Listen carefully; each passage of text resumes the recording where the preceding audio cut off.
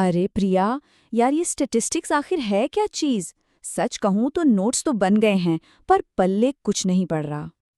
तो चलिए आज इसी बला को कहें तो इस मॉन्स्टर को एक बहुत ही आसान से मेथड में बदलते हैं।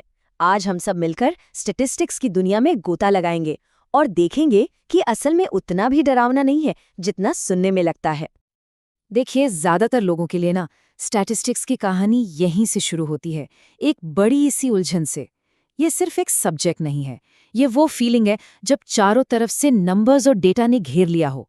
पर चिंता की कोई बात नहीं, हम मिलकर इसे सुलझाएंगे। तो इस उलझन को सुलझाने का सबसे पहला स्टेप क्या है? इसकी परिभाषा को समझना। देखिए, सीधी सी बात है, स्टैटिस्टिक्स कुछ और नहीं, बस डेटा से मतलब निकालने का एक तरीका है। ये एक टूल है, एक ऐसा औजार जो हमें डेटा जमा करने, उसे समझने और फिर उससे सही नतीजे निकालने में मदद करता है। तो ये कोई बला नहीं, बल्कि हमारा एक मददगार दोस्त है। अच्छा, एक मिनट। अभी अभी हमने डेटा शब्द का इस्तेमाल किया है ना? तो इससे पहले कि हम आगे बढ़ें, ये समझना तो बहुत ज़रूरी है कि ये डेटा आखिर होता क्या है। और बस यहीं पर हमें मिलता है हमारा पहला सुराग। इस पूरी पहेली को सुलझाने के लिए हमें ये जानना होगा कि डेटा के एक नहीं बल्कि दो मुख्य चेहरे होते हैं। तो डेटा के ये दो टाइप कौन से हैं? देखिए, एक तरफ है क्वालिटेटिव डेटा, यानी गुणात्मक डेटा। जैसा कि नाम से ही पता चल रहा है, ये क्वालिटी या गुणों के बारे में बताता है, जैसे किसी चीज का रंग कैसा है, किसी की पसंद क्या है। और दूसरी तरफ है क्वांटिटेटिव डेटा, यानी मात्रात्मक। ये वो डेटा है जो नंबर्स में होता है, जिसे हम नाप सकते हैं, जैसे किसी की हाइट या वजन। अब कहानी में एक और ट्विस्ट है। ये जो क्वांटिटेटिव डेटा है ना, ये भी दो तरह का होता है। पहला है डिस्क्रीट डेटा, मतलब असतत। ये वो है जिसे हम पूरी पूरी संख्याओं में गिन सकते हैं। जैसे अगर मैं पूछूं क्लास में कितने लोग हैं, तो जवाब होगा 10, 15 या 20। 15.5 तो नहीं हो सकता है ना? और दूसरा है कंटिन्यूअस डेटा, मतलब सतत। ये किसी भी रेंज में हो सकता है, पॉइंट में भी। जैसे किसी का वजन कितना है, अब ये 60 किलो भी हो सकता है, 6.5 भी, या 6.55 किलो भी हो सकता है। ठीक है, तो अब हमें डेटा के टाइप्स तो समझ आ गए। क्वालिटेटिव, क्वांटिटेटिव, डिस्क्रीट, कंटिन्यूअस, सब क्लियर है। लेकिन असली सवाल तो अब आता है कि भाई इस डेटा का करें क्या? और दोस्तों, बस यहीं से स्टैटिस्टिक्स का असली जादू शुरू होता है। और इस जादू को करने के लिए स्टैटिस्टिक्स हमें दो मेन रास्ते दिखाती है। मतलब डेटा को समझने के लिए हमारे पास दो अलग अलग अप्रोच हैं। पहला रास्ता है डिस्क्रिप्टिव स्टैटिस्टिक्स का। ये क्या करता है? ये हमारे पास जो डेटा है ना, बस उसी की समरी बताता है। जैसे अपनी क्लास के एवरेज मार्क्स निकाल लिए, सिंपल। लेकिन जो दूसरा रास्ता है इन्फेरेंशियल स्टैटिस्टिक्स का, वो तो बहुत ही दिलचस्प है। इसमें हम एक छोटे से सैंपल को देखकर एक बहुत बड़े ग्रुप के बारे में अंदाजा लगाते हैं। जरा सोचिए, एग्जिट पोल में बस कुछ हजार लोगों से बात करके पूरे देश के चुनाव का नतीजा बता दिया जाता है। यही है इन्फेरेंशियल स्टैटिस्टिक्स की असली पावर। और हाँ, इन्फरेंशियल स्टैटिस्टिक्स को समझने के लिए ये दो शब्द बहुत जरूरी हैं। पहला है पॉपुलेशन, मतलब वो पूरा का पूरा ग्रुप जिसके बारे में हम जानना चाहते हैं, जैसे भारत के सारे वोटर्स। और दूसरा है सैंपल, यानी उसी पॉपुलेशन का एक छोटा सा हिस्सा, जैसे वो कुछ हजार लोग जिनसे एग्जिट पोल में बात की गई थी। समझ गए? पूरा ग्रुप पॉपुलेशन, उसका छोटा सा हिस्सा सैंपल।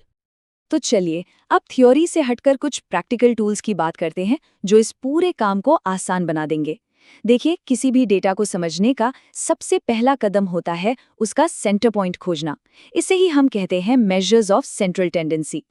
और इस सेंटर को खोजने के लिए हमारे पास है तीन जबरदस्त हथियार: माध्य यानी मीन, माध्यिका यानी मीडियन, और बहुलक यानी मोड। तो चलिए एक एक करके इनकी पावर को समझते हैं। सबसे पहले बात करते हैं माध्य या मीन की। ये तो सबसे सीधा साधा वाला एवरेज है। बस सारे नंबर्स को जोड़ो और जितने नंबर हैं उनसे डिवाइड कर दो, सिंपल। पर इसमें एक प्रॉब्लम है। अगर डेटा में कोई एक बहुत बड़ा या बहुत छोटा नंबर आ जाए ना, जिसे हम आउटलायर कहते हैं, तो ये बेचारा मीन गड़बड़ा जाता है। सोचिए, एक क्रिकेट टीम में सबने 50 रन बनाए, पर एक खिलाड़ी 0 पर आउट हो गया, तो एवरेज अचानक से काफी नीचे आ जाएगा, जो कि सही पिक्चर तो नहीं दिखा रहा है ना। और बस इसी प्रॉब्लम को सॉल्व करने के लिए आता है हमारा दूसरा हीरो, मीडियन यानी माध्य का। लेकिन रुकिए, एक गोल्डन रूल है। मीडियन निकालने से पहले सबसे जरूरी काम है डेटा को बढ़ते हुए क्रम में यानी असेंडिंग ऑर्डर में लगाना। इस नियम को कभी मत भूलिएगा, ये सबसे ज्यादा इंपॉर्टेंट है। तो अब देखिए, एक बार डेटा को क्रम में लगा दिया तो अगर आपके पास ऑड नंबर में वैल्यूज हैं, मान लीजिए 5 नंबर, तब तो काम बहुत आसान है। जो ठीक बीच वाला नंबर है वही आपका मीडियन है, सिंपल। लेकिन अगर आपके पास इवन नंबर में वैल्यूज हैं, जैसे 6 नंबर, तो कहानी में हल्का सा ट्विस्ट है। उस केस में आपको क्या करना है? आपको बीच के 2 नंबर्स को पकड़ना है, जैसे यहाँ पर है 3 और 4, और फिर बस उन दोनों का एवरेज निकाल लेना है। मतलब दोनों को जोड़कर 2 से डिवाइड कर देना है। और हमारा जवाब आ गया 3.5। यही है हमारा मीडियन। अब मीडियन की सबसे बड़ी सुपर पावर क्या है? इसे उस 0 रन बनाने वाले क्रिकेटर से कोई फर्क नहीं पड़ता। ये आउटलायर्स से प्रभावित नहीं होता। ये हमेशा डेटा का एकदम सही वाला सेंटर बताता है, और इसीलिए इनकम जैसे डेटा के लिए ये मीन से कहीं ज्यादा भरोसेमंद माना जाता है।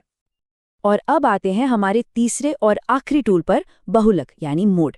सच कहूं तो ये तीनों में सबसे आसान है। इसका सिंपल सा फंडा है, जो वैल्यू डेटा में सबसे ज्यादा बार रिपीट हो वही मोड है। जैसे इस डेटा सेट में नंबर 2 सबसे ज्यादा बार आया है, तो बस मोड हो गया 2। ये तब बहुत काम आता है जब हमें पता करना हो कि सबसे पॉपुलर चीज क्या है, जैसे किसी दुकान में सबसे ज्यादा बिकने वाला जूते का साइज कौन सा है। तो देखा आपने, जो चीज शुरू में एक उलझा हुआ सवाल, एक बला लग रही थी, अब वो कितनी साफ और लॉजिकल लग रही है। हमने बस कुछ बेसिक कॉन्सेप्ट्स को एक एक करके तोड़ा और समझा। और दोस्तों, यही तो है स्टैटिस्टिक्स का कमाल। ये अब कोई डरावनी बला नहीं, बल्कि डेटा के पीछे छिपी कहानियों को